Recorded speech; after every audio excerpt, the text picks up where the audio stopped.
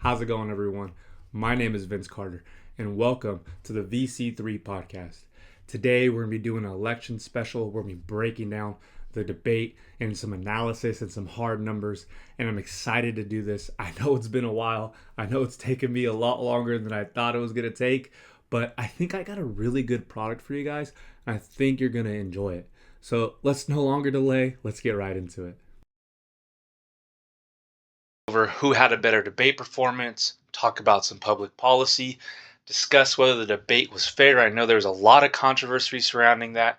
Let's dive into the methodology of how I came to my conclusions, discuss who told the most not true statements. We're not going to use the word lies. I'm going to try to stay away from that, but that's essentially what we're talking about here, and examples of the fact checks that I did. So let's get going. Who had a better debate performance? I want to start with my disclaimer. This is highly subjective and I'm no expert, but I tried to be fair and impartial. And in doing so, I came up with a methodology for judging each of the candidates. And the three things that I used to try to grade these candidates was delivery, relevance, refutation, and defense. Delivery was their voice enunciation, their rate, their pitch, their expression, and that was worth 1 point. Their relevance, did the candidate answer the question? That was worth an additional point. And then finally, refutation and defense. How well did the candidate use logic to refute their opponent and defend their position? So there was times when the candidates would have good logic in refuting their opponent, but have poor logic in their defense. So they'd get half a point. Or if they were poor at both of them, they got 0 points. Looking at Harris, when overall talking about her delivery was good. In the beginning, it struggled. She took some time to really get in the zone. She was choking on her words at times. You're going to hear me choke on my words and stutter during this podcast, but you'll see in the clip, she was really having trouble articulating words, getting her sentences correct. But once she got into the groove after that fourth question, she settled in and she gave her delivery was strong for the majority of it. And at times it was actually very passionate. You can feel it in her speeches. So I gave her 14 out of 17. Relevance, she dodged a lot of questions. We all know that these politicians like to dodge questions.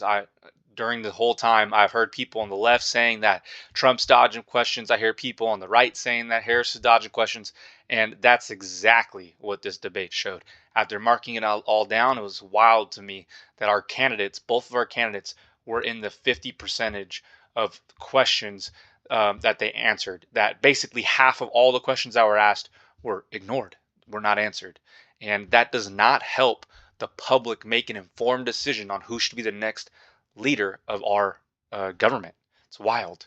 And so refutation and defense, I gave Harris 11.5 out of 16, a 72, which is a moderate score. If she was your preferred candidate, you'd probably like to see her do a little better, get in the 80 percentages. But where she had some struggles at was on the economy, immigration, the deportation question, Israel, Hamas, Russia, Ukraine war. Some of those questions she didn't gain full points. So I marked her down.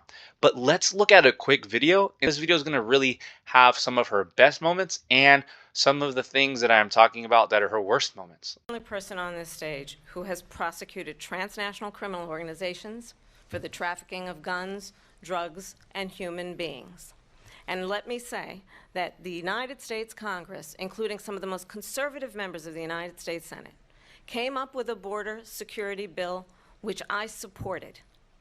And that bill would have put 1,500 more border agents on the border to help those folks who are working there right now overtime trying to do their job. It would have allowed us to stem the flow of fentanyl coming into the United States. I know there are so many families watching tonight who have been personally affected by the surge of fentanyl in our country. That bill would have put more resources to allow us to prosecute transnational criminal organizations for trafficking in guns, drugs, and human beings. But you know what happened to that bill? Donald Trump got on the phone, called up some folks in Congress, and said, kill the bill. And you know why? Because he'd prefer to run on a problem instead of fixing a problem. And understand, this comes at a time where the people of our country actually need a leader who engages in solutions, who actually addresses the problems at hand. But what we have in the former president is someone who would prefer to run on a problem instead of fixing a problem. And I'll tell you something, he's going to talk about immigration a lot tonight, even when it's not the subject that is being raised. And I'm going to actually do something really unusual, and I'm going to invite you to attend one of Donald Trump's rallies, because it's a really interesting thing to watch. You will see during the course of his rallies, he talks about fictional characters like Hannibal Lecter. He will talk about windmills cause cancer. And what you will also notice is that people start leaving his rallies early out of exhaustion and boredom. And I will tell you, the one thing you will not hear him talk about is you. You will not hear him talk about your needs, your dreams, and your desires. And I'll tell you, I believe you deserve a president who actually puts you first, and I pledge to you that I will. Vice President Harris, thank you. President Trump, on that point, I want to get your response. Well, I would like to respond. Let me just ask, though, why did you try to kill that bill, and successfully so? That would have put thousands of additional agents and officers on the border. First, let me respond as to the rallies. She said people start leaving. People don't go to her rallies. There's no reason to go. And the people that do go, she's bussing them in and paying them to be there, and then showing them in a different light. So she can't talk about that. People don't leave my rallies. We have the biggest rallies, the most incredible rallies in the history of politics. That's because people want to take their country back. Our country is being lost. We're a failing nation. And it happened 3.5 years ago. And what's going on here, you're going to end up in World War III, just to go into another subject.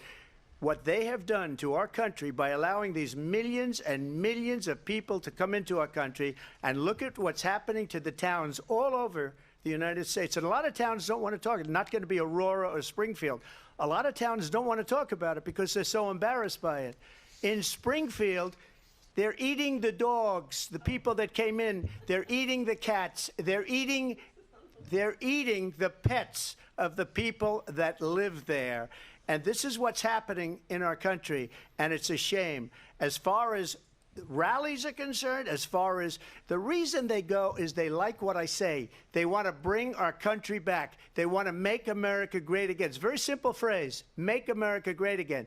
She's destroying this country, and if she becomes president, this country doesn't have a chance of success. Not only success, we'll end up being Venezuela on steroids.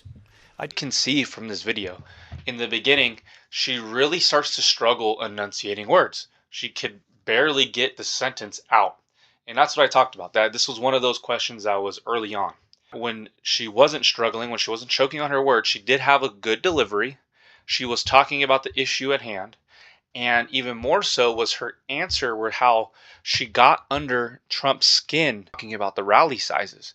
She got Trump hyper fixated and focused on these rallies. I mean, that so much to the point that when he was responding to the question, to the prompt, which was, why did he kill the immigration bill? He completely forgot about that. All he talked about was his rallies, and that people go to them because they're exciting, and that people want to hear him talk, and that his rallies are much larger and bigger than her rallies. And so this moment shows how Harris can have some good delivery, how she's witty and smart and can hit back and set those tripwires against Trump, but it also shows her weaknesses with the choking on the words. So I thought that was a great clip for her. And so for Trump, his delivery I found was very solid. The majority of the time, it was right out the gate. His delivery was on point. It was I wouldn't say stern. It was a strong delivery that never wavered, except for a few times. And the only times that it wavered was when he got questions asked to him, which I think were irritating to him or frustrating, or made him angry, because you can see it in him. You can see it. I feel like the steam was coming off of his head. And then his face and everything, he just looked so angry and irritated inside that he was receiving these questions. And those are the types of questions that we need as voters. We need to have the tough questions that make these candidates, buckle under some pressure. These are the types of questions we need to be asking our candidates. But so that's why I took off points there, and why he only got 75%. It was because those 4 questions specifically, go back and rewatch it, they really seemed to irritate him, and his delivery was off. Relevance. So again, just like Kamala dodging the half of the freaking questions being asked. And something I thought was really interesting, and something that I saw on the internet, was a lot of people were talking about how Trump really loves immigration. Like he really loves it. And he does. Like he brought up immigration 7 times on non-immigration questions. Like, man, like no matter what was being discussed, somehow, some way he was trying to tie immigration into it. So that was very interesting, and one of the reasons why he lost a lot of points as well for discussing off-topic issues, trying to fill the void in his answers by just pivoting back to other things that he had ready in the hip pocket. And then finally, his refutation and defense. I gave him a 10.5 out of 16, so in the 66%.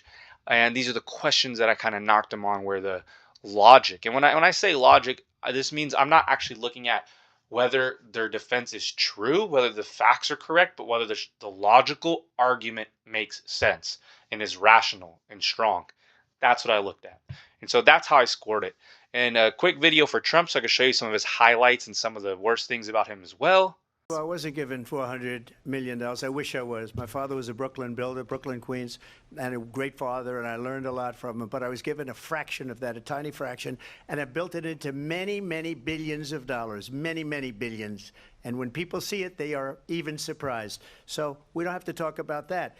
Fracking, she's been against it for 12 years. Defund the police, she's been against that forever. She gave all that stuff up very wrongly, very horribly, and everybody's laughing at it, okay? They're all laughing at it. She gave up at least 12 and probably 14 or 15 different policies. Like, she was big on defund the police. In Minnesota, she went out, wait a minute, I'm talking now, if you don't mind, please. Does that sound familiar? Don't lie. She went out in Minnesota and wanted to let criminals that killed people, that burned down Minneapolis, she went out and raised money to get them out of jail. She did things that nobody would ever think of. Now she wants to do transgender operations on illegal aliens that are in prison. This is a radical left liberal that would do this. She wants to confiscate your guns, and she will never allow fracking in Pennsylvania. If she won the election, fracking in Pennsylvania will end on day one. Just to finish, one thing so important in my opinion. So I got the oil business going like nobody has ever done before. When they took over, they got rid of it, started getting rid of it, and the prices were going up the roof. They immediately let these guys go to where they were. I would have been 5 times, 4 times, 5 times higher, because you're talking about 3.5 years ago. They got it up to where I was because they had no choice, because the prices of energy were quadrupling and doubling. You saw what happened to gasoline. So they said, let's go back to Trump. But if she won the election, the day after that election, they'll go back to destroying our country, and oil will be dead, fossil fuel will be dead, we'll go back to windmills, and we'll go back to solar, where they need a whole desert to get some energy to come out of. You ever see a solar plant? By the way, I'm a big fan of solar, but they take 400, 500 acres of desert soil. Trump, we have a These lot are of not good issues things that for we the have to get environment, to. as We're she out of time. understands. Thank you. So from this video, you get some of the best aspects of Trump when he's on the attack. You see him attacking Harris over her flip-flopping stances, it's a great attack. Like, that's what you want to do. You want to hit a opposing candidate on their history, especially if they flip-flop. That was great. But the issue is that as Trump continued to talk, and after he had already made his point, he then starts bouncing all over the place and starts talking about all different types of issues that aren't related to the question or related to what he was discussing. And he ends up finishing on windmills and how terrible they are. So that was a perfect example of how his strong delivery, his strong attacks, but then as he just continues talking, half the time at least, he just veers off left and right and up and down and bounces all around and can't stay on target. So overall, both candidates dodged nearly half of the questions asked, while Harris performed slightly better in both delivery and refutation and defense. So if I had to say somebody won, here is the numbers on who had a better debate in terms of technique performance. Well, what about public policy, right? The things we really need to hear about as voters. What things do you propose are going to make my life better? Like, tell me those plans. What are those things? Well, starting with Trump, and if we look at how I define specific policy proposals, proposals that need to be specific, like what it has to have an action, who it's going to benefit, the dollar amount. Those are things we want that I would classify as specific policy proposals. If we look at Trump, his first two under the economy, proposing substantial tariffs on imports and cutting taxes substantially. I categorize those as general proposals. There's no plan, there's no dollar amount, there's no specifics. That's what I'm looking for. Those two, there's just no specifics there. And for healthcare, he famously said, as the meme says, I have concepts of plans. You'll be hearing about it in the not so distant future. Man, that was one of the greatest memes that come out of this debate. That's for sure. Whether you're left, right, independent. Great answer, great meme. So Harris, on the other hand, posed a couple policy proposals. So she had her child tax credit, where $6,000 per family, to the families per child for the first year of the child's life. Small business tax deduction of $50,000 for the first time for a small business. First-time home buyers get a $25,000 down payment assistance. Healthcare, cap the price of prescription drugs for all people at $2,000 a year. And then signing and codifying Roe v. Wade. And then finally with energy, saying she's not going to ban fracking, that she wants to invest in diverse energy sources so that they can reduce the reliance on foreign oil. So we had 5 very specific policy proposals from Harris and one generalized proposal, that last one, that energy one. It wasn't very specific on, I want to frack this much, increase it by this much, or I want to invest in these specific energy sources. So that's why that one is more generalized. Whereas Trump had 2 generalized policies and concepts of plans. So out of 33 questions asked and 90 minutes of debate, 33 questions asked and 90 minutes of debate, only 5 specific policy proposals and 3 generalized policy proposals were discussed. Like, let that sink in. The vast majority of the debate was spent attacking each other's records, which is fair. That's a fair criticism. But they also attacked each other's character, arguing the majority of the time and discussing issues at the surface level. The debate lacked the vital substance that the American voters need to make a decision based on a rational, logical, and effective public policy. The more often we avoid the most difficult yet vital questions, the more the American people are pushed to vote based on emotional arguments, logical fallacies, and political biases. Our debates need to be better. Our candidates need to do better. The American people deserve better. So was the debate fair? Ooh, I know that had a lot of controversy. So right off the bat, fact checking by the moderators. If you look at my handy dandy graph on the right hand side, you can see they fact checked Trump 4 times, Harris 0 times. Is that fair? Absolutely not. Of course that's not fair. Regardless of how many times somebody is lying or what type of lies,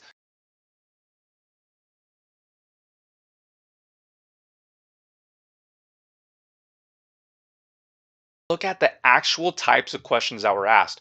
Were these questions being asked, were they all more favorable towards Trump, or were they all more favorable towards Harris? Who got more softball questions? Who got tougher questions?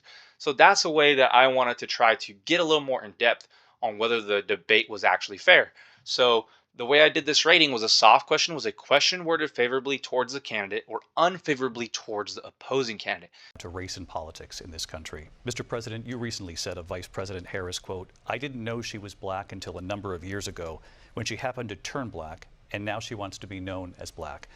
I want to ask a bigger picture question here tonight. Why do you believe it's appropriate to weigh in on the racial identity of your opponent?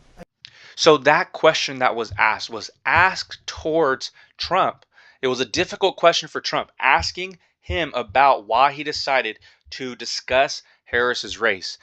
But the moderators allowed Harris to then respond to that. So that's an easy question for her because she gets to respond to something that put Trump on the back foot.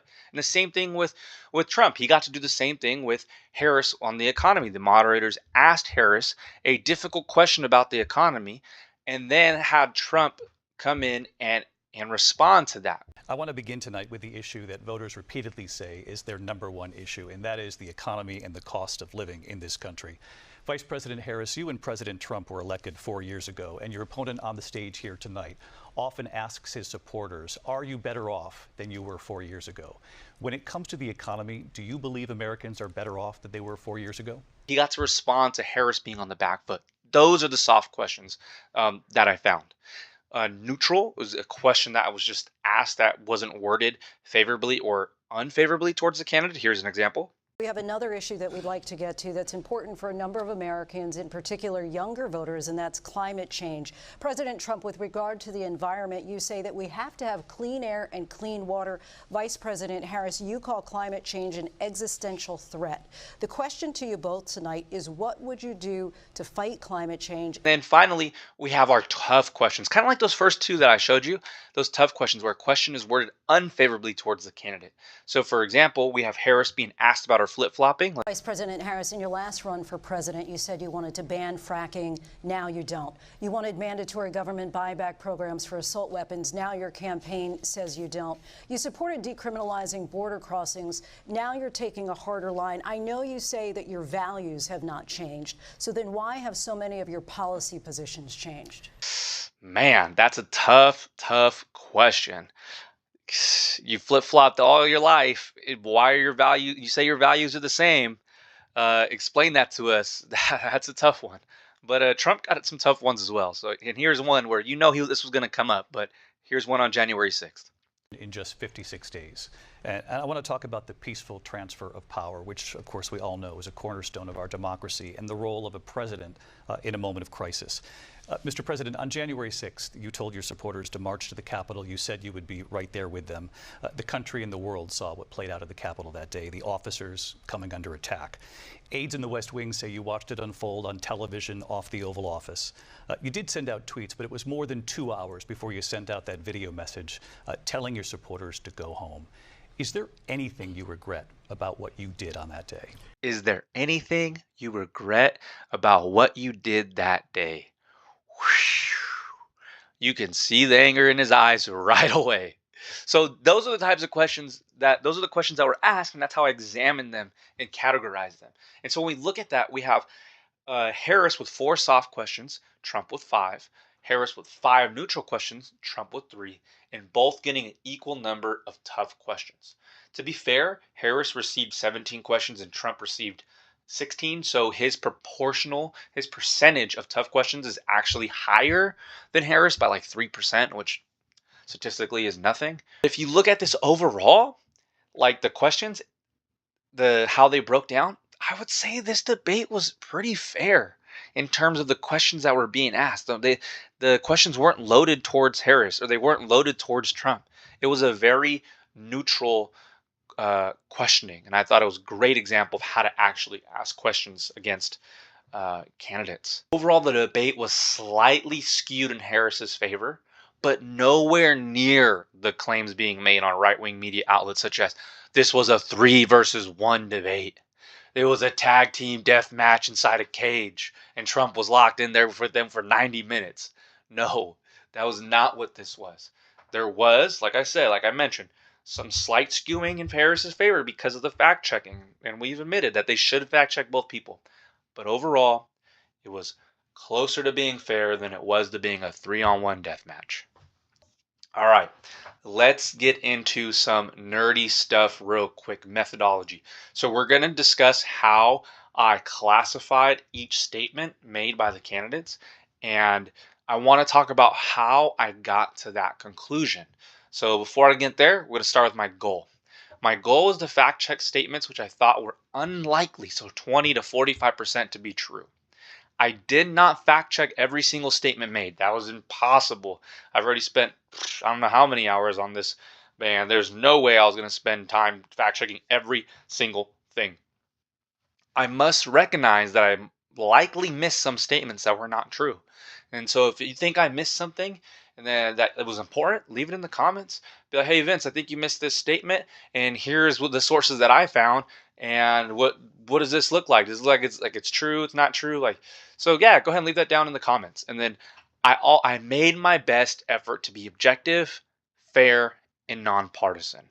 That was the goal with this entire video, to present you objective, fair, and nonpartisan information so you can make the decision for yourself, so you can see the facts and come to your conclusions as well.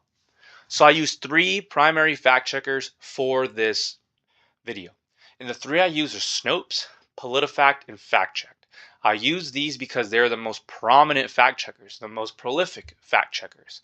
But I also recognize, I made an error there. It says lens left. It's supposed to say leans.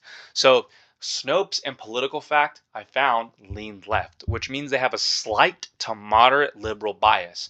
And for our purposes, that means they're more likely, slightly more likely, to fact check Donald Trump more often than Kamala Harris, and are slightly more likely to word titles more favorably for Harris because they do lean a little left.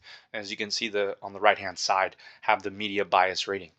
But my third fact checker, which is factcheck.org, is center, which means there's no discernible political position.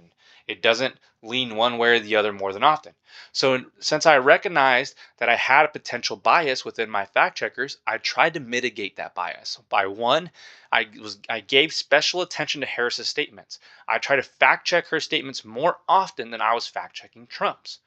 Also, I relied more on factcheck.org overall. And finally, whenever I made a ruling and I had 2 or 3 fact checkers and each one had a different ruling, right? I gave more credibility, more weight to what factcheck.org's rulings were because it's center. It's gonna and all 3 of these fact checkers have a high factuality score, which means that these publications use original reporting that is subsequently corroborated by additional sources. They make immediate corrections to incorrect information and use reasonable analogies that retains context. Man, some more errors. I wish I would have caught that before I started filming. Sorry about that, guys. But anyways, a high factuality means, yes, the lean left guys might sometimes fact check Trump more. Sometimes they might word the titles a little bit more in favor. But the evidence, the sources that they uses come from high factuality places that you can trust. And that's what we're getting at here. That's what we're looking at, those sources, that information. And there were times when my fact checkers didn't have a specific statement and I had to go outside the box and use other fact checkers. I tried to stay away from fact checkers that had a bias rating of left, far left, right, or far right, because those are very partisan sources, very partisan fact checkers that are going to spin everything as much as they can, and they generally use mixed or low factuality information. So that's what I wanted to stay away from here. Finally, this is the rating system that I actually use. I borrowed it from PolitiFact, and I classified anything as a half-truth, if it was partially accurate but leaves out important details or takes things out of context. I classified something as most false if it contains elements of truth but ignores critical facts that would give a different impression. I classified stuff as false if it wasn't accurate. And I also classified things as pants on fire if they were not accurate and make a ridiculous claim.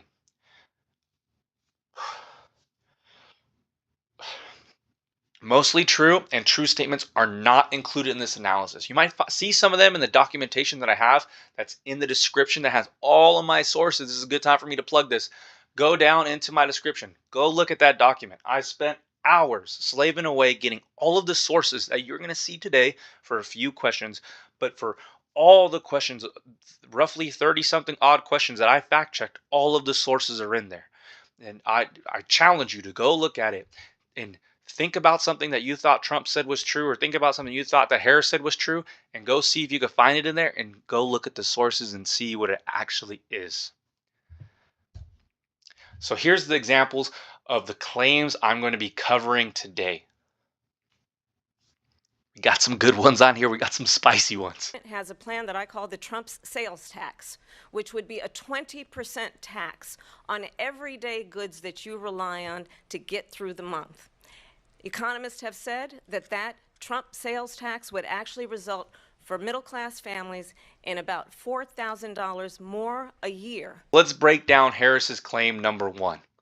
So Trump does not have a sales tax plan. That's not true. That's just what Harris calls it. Trump has proposed, though, a 10 to 20% tariff on all non-domestic goods sold in the U.S., along with a 60% tariff on Chinese goods. If you don't know what a tariff is, that means that if one of these countries tries to sell TVs, refrigerators, cars, whatever, if they try to sell something in America, their price is going to have to go up. They're going to be taxed 20% extra in order to sell that good in America.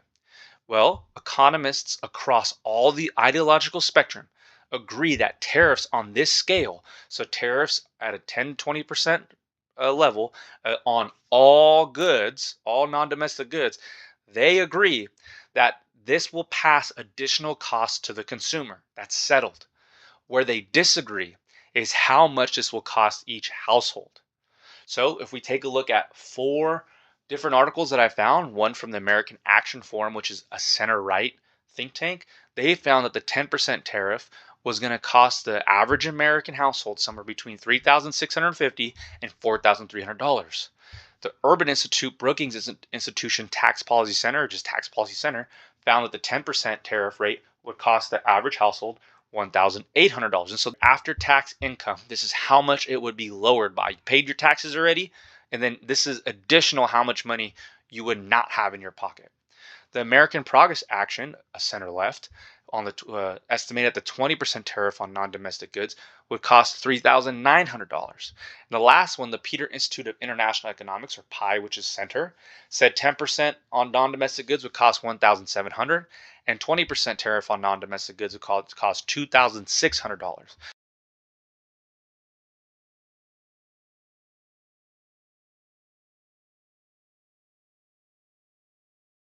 Of this policy.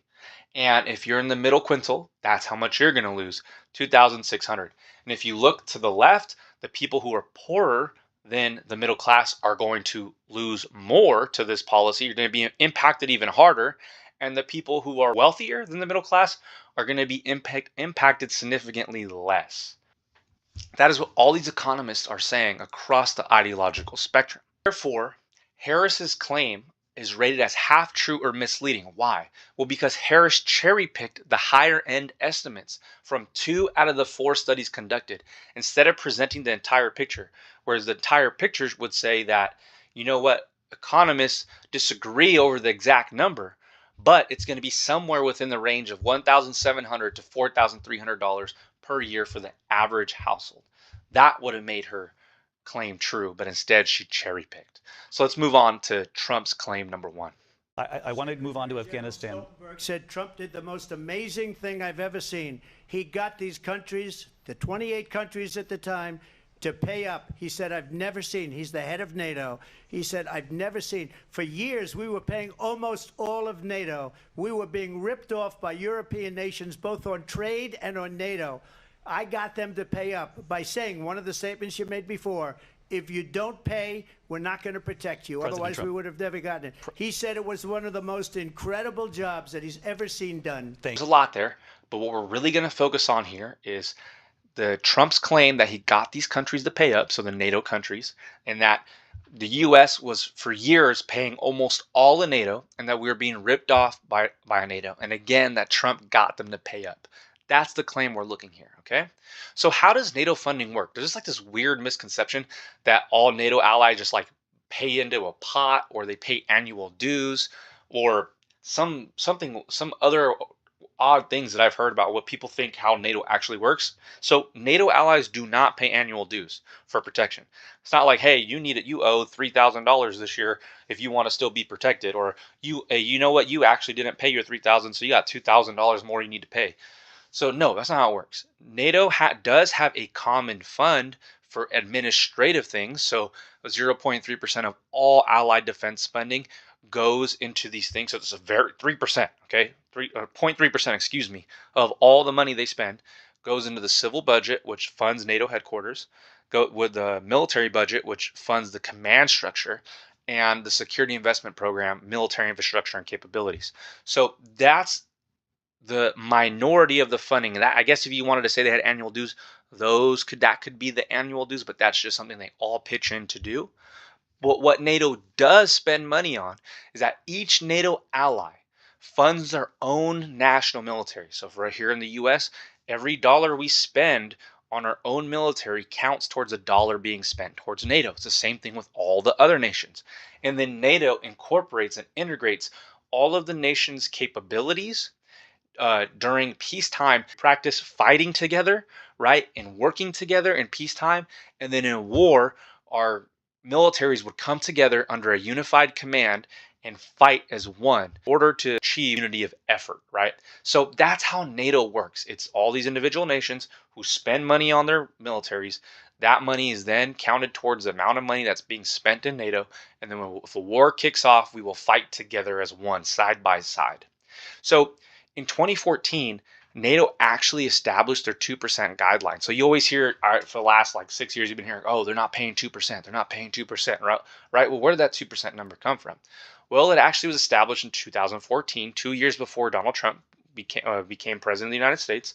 And it wasn't necessarily a commitment, it was a guideline. GDP is a macroeconomic indicator of how strong a economy is and how large an economy is, essentially how rich and wealthy is your nation. It's a indicator of that. And so, for example, America, we are so much more wealthy and so much more rich than these other nations in NATO, like little Lithuania or little Latvia, right? That our 2% GDP is literally double, triple, maybe even quadruple the amount of money they even make in total. And that's just an analogy. It's not the exact numbers, but that's how wealthy we are as Americans. And that commitment was made because in 2014, Russia invaded Ukraine for the first time. They took over Crimea. And so NATO decided, hey, we actually should probably all start raising our budget to 2%, and we should get this done by 2024. So this was planned already 2 years prior to Trump assuming office, okay? U.S. military spending. So let's look at the administrations, breaking them down. So Obama administration, the last 3 years, 14, 15, and 16, U.S. defense spending accounted for 73 to 71% of NATO total defense spending. And I just told you, it's not that we're spending all this money and then they have to spend less. No, it's just that we are spending a significant amount on our military. And every dollar we spend counts towards this NATO defense spending, okay? So we are spending 73 to 71% of the total of the defense spending that occurred in NATO. And Obama, over those 3 years, got the other allies to increase their spending by $12 billion in that timeline. Trump comes into office 2017 to 2020. He now brings that threshold down to 69%. So overall, we account for less of the defense spending by 2%, which is great because that means the other NATO allies are increasing their spending, and they increased it by a significant amount. So the NATO allies under Trump administration increased their defense spending by $52 billion extra dollars, which is 4 times greater than the amount of additional defense spending they were doing under the Obama administration. So that is undeniably a great thing. Biden-Kamala administration comes in 2021 and 2024. They have a slight uptick to 70%. And then by the end of 2024, the estimates at least, they're at 64%. 5% lower than the Trump administration, right? In terms of the amount of actual extra dollars the NATO allies were spending, that they doubled the amount that was being additional dollars that are being spent during the Trump administration. And Trump says that he was the one who got them to pay. When we look at these numbers, you can see that there was a significant increase, which was awesome. But at the same time, the Biden and Kamala administration, in terms of percentage, has drastically reduced compared to the Trump administration. So to say that he got them all to pay when the reduction was only 2%, it doesn't really add up. I hope you're seeing that here. And then finally, U.S. military spending by GDP.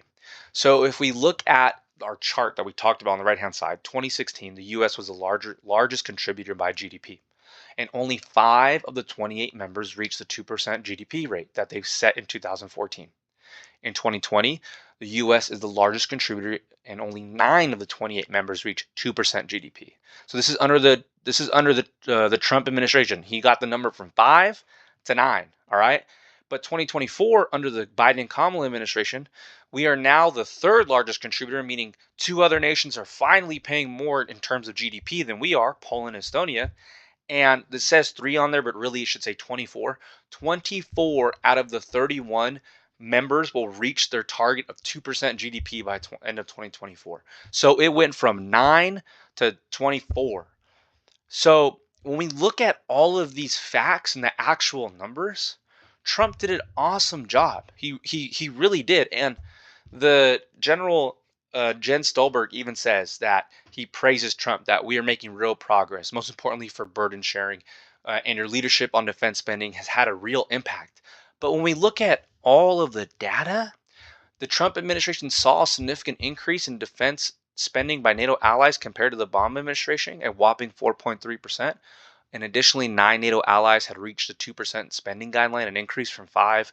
And furthermore, the percentage of U.S. defense spending compared to NATO allies defense spending fell from 71 to 69 in the same time frame, right? All of that is great. But outside factors, such as the first and second invasion of Ukraine, and the fact that NATO agreed to increase the defense spending in 2014, 2 years before Trump assumed office, undermine Trump's claims that he was the one who got them all to pay up. And it undermines the claim that we were spending nearly, we were paying for nearly all of NATO, for almost all of NATO. 70% is not almost all. It's significant, but 70% isn't almost all of NATO. Claim is rated as a half true. It's an exaggeration. It's a little bit misleading, and is just an exaggeration of what he achieved. And what he achieved was great. No need to exaggerate. Because Trump leaves out key historical events, external factors like those 2 invasions, which saw bumps, huge bumps in the NATO spending, and the actual data itself undermines his claim. So this is our scoreboard. We're going to do one of these after every time we cover 2 statements. Right now, it's 4-3, with Harris with 4 half-truths and Trump with 3 half-truths, meaning that Trump is in the lead. And this is like kind of like golf. The lower your score, the better, because you don't want to tell the most not true statements. And the reason why I call it not true statements instead of lies is because a lie is deceitful in nature. I cannot sit here and tell you that I know that every one of these not true statements was a lie, that they meant to deceive us. I can't tell you that. I think probably 90% of them, or 99% of them, are probably deceitful in nature, or 95% of them, maybe, I don't know, somewhere in that threshold. But I can't tell you that for a fact. And that's what we're dealing with here. We're dealing with facts. So who told the most not true statements? Right now, Trump is in the lead, 3-4. Let's see if he holds on. And as a result, America's taxpayers are not paying the $300 million a day we were paying for that endless war. And as of today, there is not one member of the United States military who is in active duty in a combat zone in any war zone around the world, the first time this century. Break this one down. So Afghanistan war, according to Brown University, the total cost of Afghanistan war was $2.313 trillion, which equates to a little over $300 million a day. So that actually checks that first part of her statement. In 2022, the U.S. conducted the chaotic withdrawal of Afghanistan, and we formally no longer had any declarations of war existing. So the U.S. is no longer at war at this point in time, and today too. But the U.S. is involved in various conflicts to various degrees, such as the Israel-Hamas war, the Russo-Ukrainian war, Africa, etc. And U.S. personnel are deployed across the globe. And what's the difference between a combat zone and a war zone? Those are 2 words that she uses, and those are very technical words. So war zone is any zone where you're having combat against a belligerent nation where a formal state of war exists. So we just said we no longer have any formal states of war against any nations. So we technically don't have any war zones on the planet. We do not.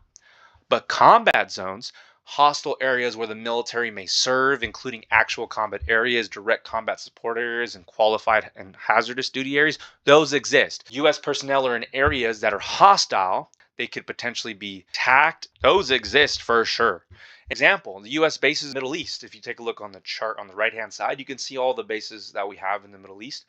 And there's a significant amount of them that are in these combat zones. And just recently, at Tower 22, there was a drone attack. Now, this was in Jordan, that resulted in 3 U.S. personnel being killed. Sergeant William Jerome Rivers, who was 46, Specialist Kennedy LaDon Sanders, who was 24, and Specialist Breonna Alexandria Moffett, 23. And so these 3 personnel were killed in a combat zone, and 40 other additional service members were wounded. So this claim is mostly false. It's misleading and it's exaggeration. Because yes, that first portion of her claim is true. The word combat zone undermines the claim because we are fighting in those combat zones today. Yes, we aren't fighting in any war zones, but we are fighting in combat zones, and we just had U.S. personnel die in a combat zone. Let's move on to Trump's claim number 2.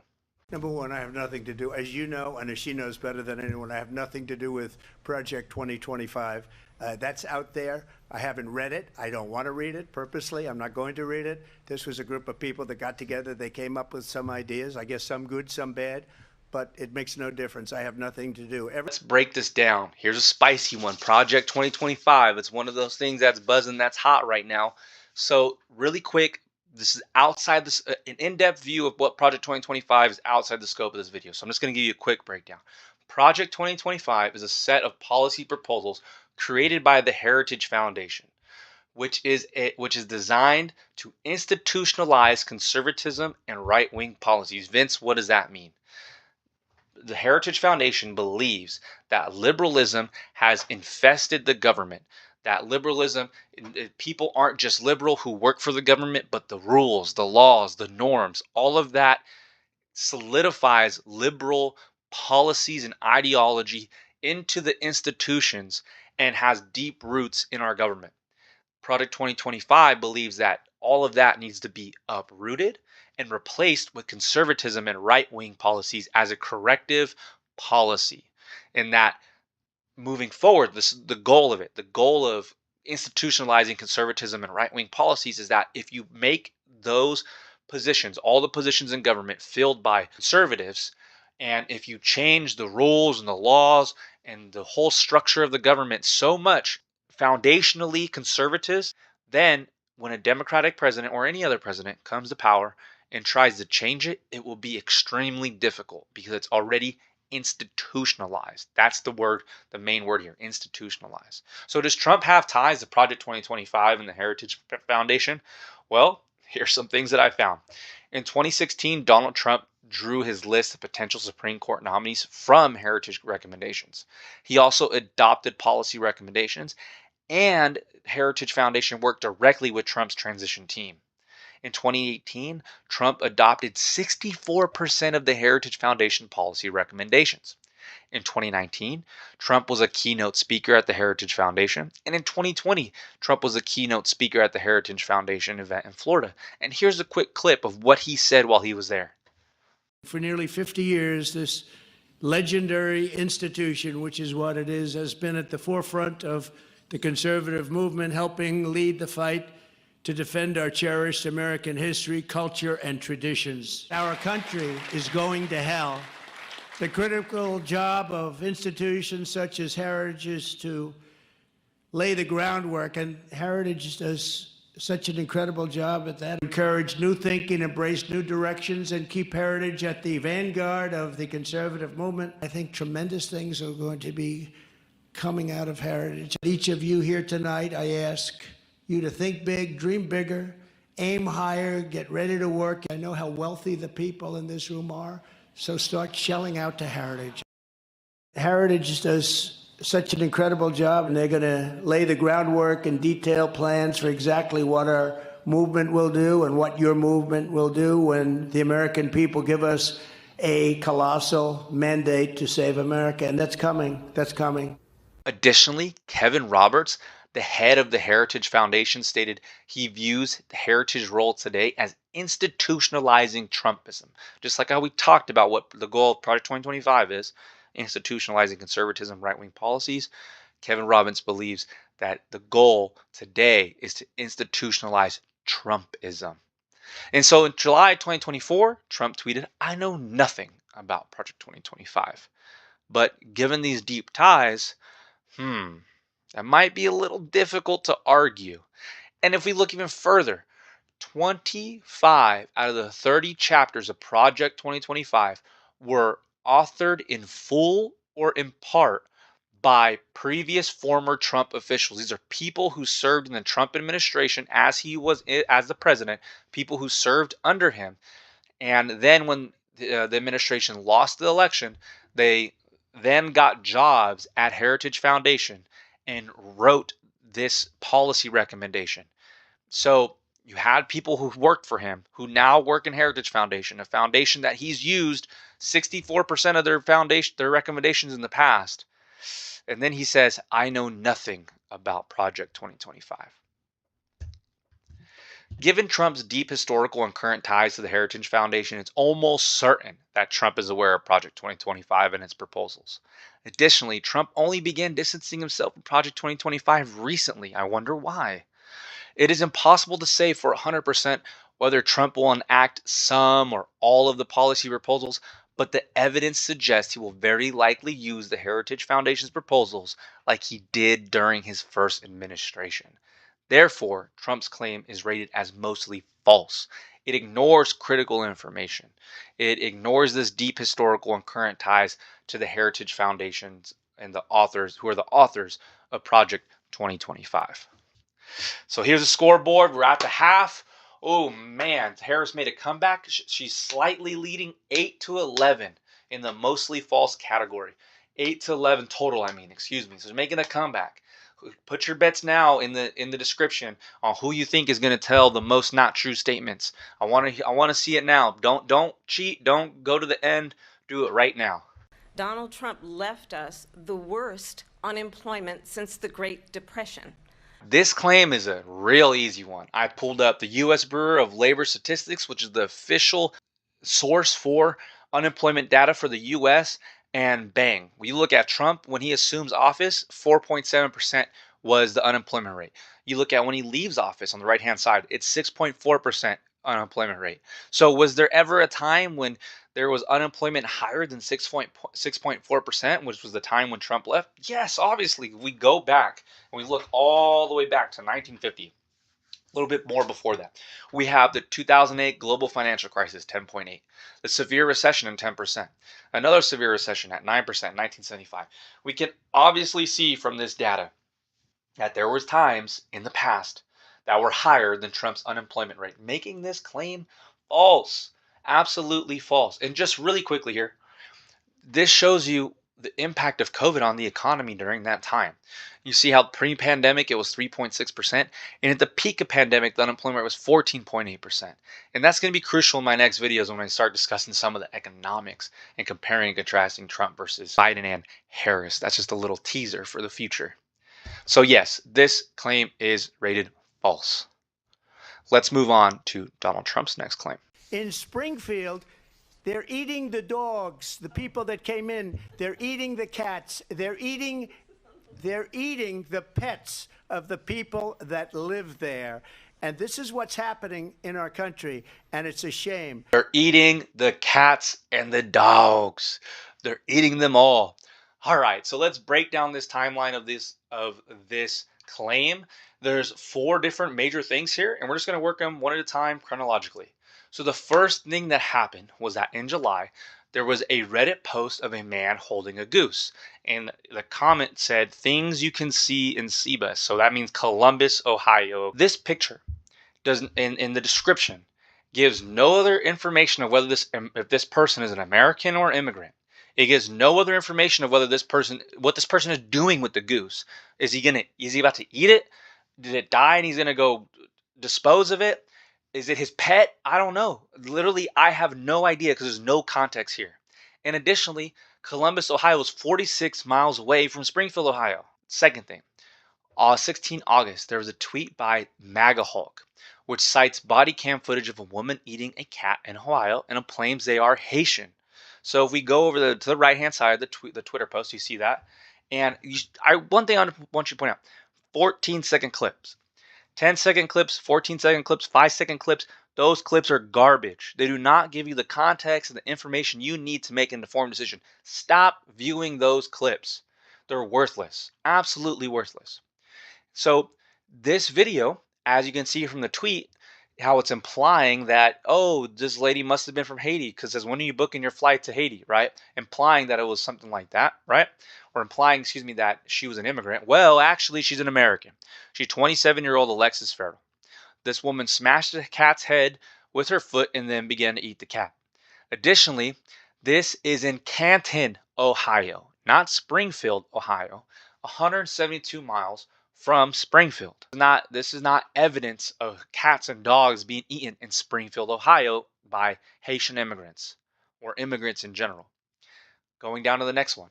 Springfield, Ohio City Commission meeting, Anthony Harris claims that Haitian immigrants are in the park grabbing ducks and cutting off their necks and eating them. This is our first-hand account. This is our first time we have first-hand account, which is great. Like, he's in a city meeting in a public location with city officials, and he's giving his account. He's giving his claim. And this is one of the proper avenues to do it. This is a way that you voice your concerns about what's going on in the city. This is a legitimate way. But the issue is that he provides no evidence. There's no collaborating stories. This is the first time we're hearing this, and this is actually in Springfield. The other two were not in Springfield. Don't forget that. This is the first time we're doing this. So he did a great job by doing that, but there's no evidence. There's no collaborating stories. He didn't call the police and cite a story, have the police members come out. There's nothing else to back up his claim. It is a good first-hand account, but we need something else. We need something more with it. And on the other portion, this is that he's a self-proclaimed influencer. It says Anthony Harris for mayor on his shirt. I'm not holding this against him, but just when people are self-proclaimed influencers, you have a campaign shirt on, it makes me think that it's possible, you might be trying to get attention here. You might be trying to say an extreme thing to get media coverage. I don't know. I'm just saying that's what's going through my head looking at that. And so now the last thing, the Facebook post on 06 September. This was shared on X by End Wokeness. It was a post that is third-hand evidence that says, my neighbor informed me that her daughter's friend. Let me rephrase that. Let me say that one more time. My neighbor informed me that her daughter's friend had lost her cat. So now this is the claim in Springfield, Ohio, on 06 September, after all these different claims have come out, that they're eating the dogs and the cats, and that the police are aware, if you read the whole quote there. Before I jump into the last part about the police, I want to say this. When you have information coming from the MAGA Hulk, which is clearly partisan, the MAGA Hulk is clearly somebody who is pro-Trump, who is pro-Republican probably. You have End Wokeness, which is probably pro-Trump or pro-Republican. There's nothing wrong with being pro anything. There's nothing wrong with that. That's not what I'm saying. But when you're getting information that is from an outlet that is so partisan, so biased, this is the time when you need to question that information. This information they're saying, it aligns with my beliefs and my ideas so perfectly.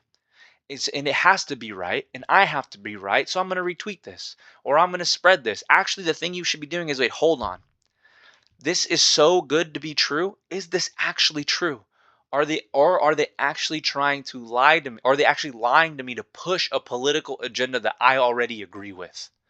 That's what you need to be asking yourself.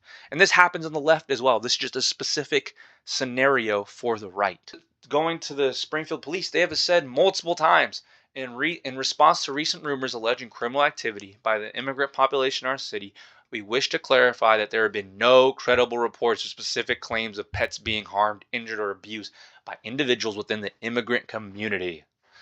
So what is this claim rated? Well, there's only a single first-hand account that backs Trump's claim, but this claim is unverified because Anthony Harris did not present any evidence. The three other pieces of evidence have serious flaw which contradicts the claim. Additionally, the Springfield police have stated multiple times there's been zero credible reports of specific claims. Therefore, this Trump is rated as false because there's no evidence and it's unsupported. If you make a claim, you need to have evidence. Quote that I like to live by. The more extraordinary the claim, the more extraordinary the evidence that is necessary to back up that claim. So this is an extraordinary claim that the immigrants are eating dogs and pets. It's extraordinary. So where is the evidence? You need evidence to support it. Oh man, Trump is not doing too hot right now. In the third quarter, Harris is putting a whooping on Trump, 10 to 23 in the not true column statements right now. Let's see if Trump could come back, and if Harris has a terrible last fourth quarter. Let's see what happens here. Donald Trump, the candidate, has said in this election there will be a bloodbath if this and the outcome of this election is not to his liking. Right. This one is easy.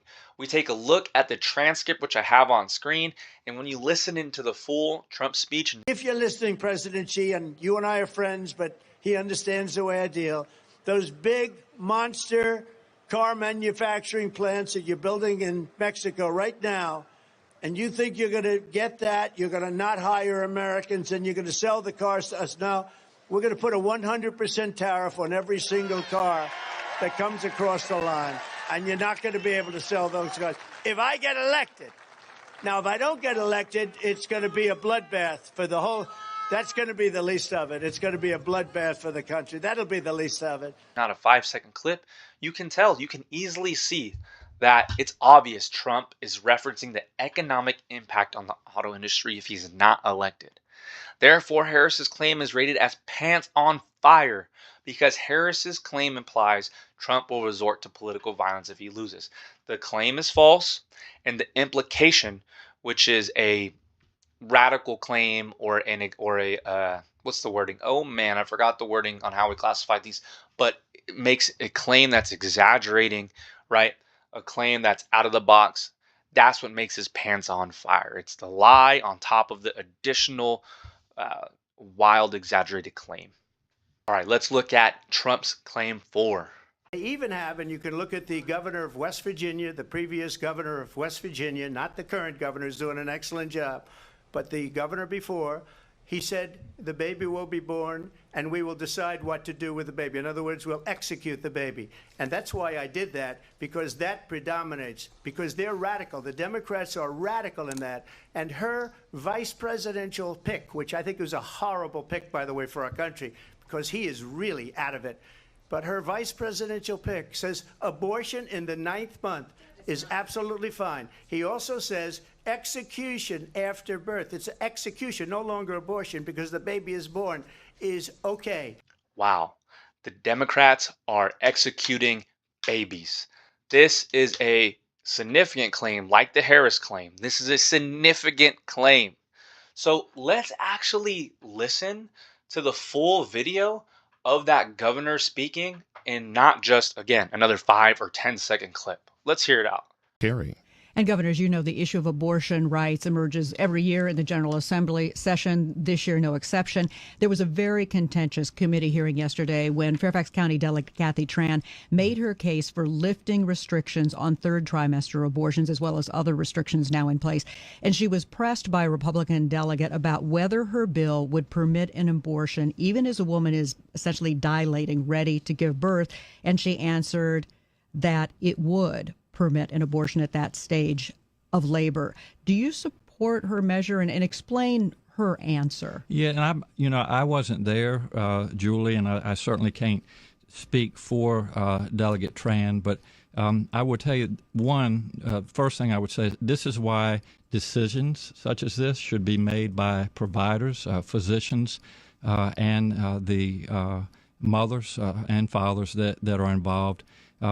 There are, when we talk about third trimester abortions, these are done with the consent of obviously the mother, with the consent of the physicians, more than one physician, by the way.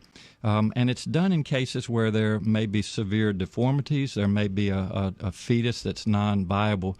So in this particular example, if a mother is in labor, I can tell you exactly what would happen. The infant would be delivered. The infant would be kept comfortable.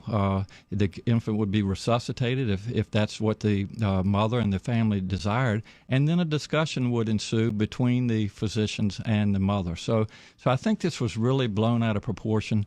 But again, we want the government not to be involved in these types of decisions. We want the decision to be made by the mothers and their providers. And this is why, Julie, that legislators, most of whom are men, by the way, shouldn't be telling a woman what she should and shouldn't be doing with her body.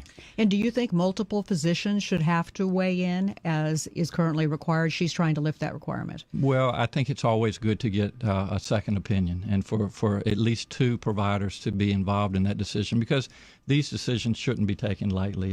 And so, I would certainly support more than one provider. All right, let's... After listening to that full answer and listening to the question and looking at the transcript and the highlighted portions on screen right here, right now, it's very obvious that the governor was discussing very rare medical conditions where there may be a severe deformities, quote unquote, maybe a fetus that's non-viable, quote unquote, and when the child in this situation is not going to survive, and that he's discussing how the medical staff attempts to bring the infant and their parents comfort in their last moments together.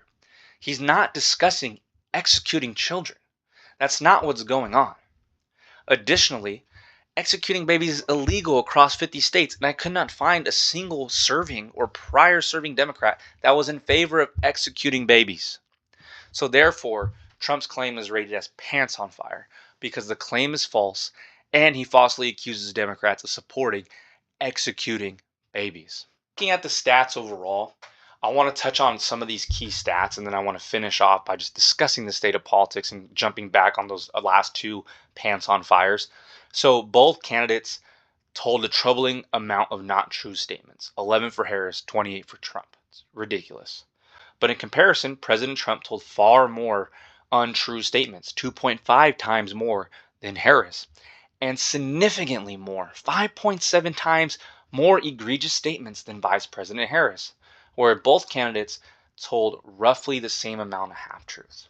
I want to take a step back from the slides, and I want to talk to you guys a little bit about the state of our politics and what these egregious lies are doing to our country. As we've seen, both candidates have committed egregious lies. I classified that as pants on fire or false statements. And again, I'm using the word lies interchangeably here. It's not true statements like I explained early on in the video. But what these statements are doing, these egregious statements, these extreme statements, they are pitting us Americans against one another. They are creating a us versus them mentality. Well, how is that happening? Well, if we look at the first two statements that I covered, we have Kamala Harris talking about a bloodbath if Trump doesn't get elected, which we said was false. And if I'm a Democratic voter and I truly believe that Harris is an honest candidate, she's telling the truth every time because she's my party leader, I'm going to hear that comment and I'm going to instantly think, wow, Trump is going to resort to violence if he loses. He is the enemy. Because if you do use violence in politics, you are no longer being just an American. You are stepping outside the bounds of what it is to be an American. And so if you truly believe that Trump is going to use violence and threaten to destroy our system, right, then you are going to see him as an adversary and the people who vote for him as an adversary.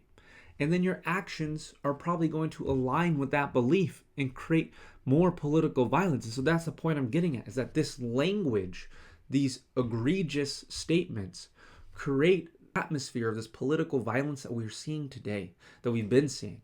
And it all stems from the animosity, the hate. And I talked about Harris and her part in this, but also Trump is responsible as well. And if you look back at those numbers that I presented, Trump told 5.7 times more egregious lies than Harris. So Harris is to blame as well. But when you just look at this debate and the numbers and how they break down, one candidate told significantly more egregious lies. And all of these lies are detrimental. All of these lies are destroying the fabric of our society. And like I said, pitting Americans against each other. For example, Trump's claim when he talks about that Democrats are radical, they believe in executing babies. What does that do to his voters, right? Especially since a lot of people on the conservative side are religious.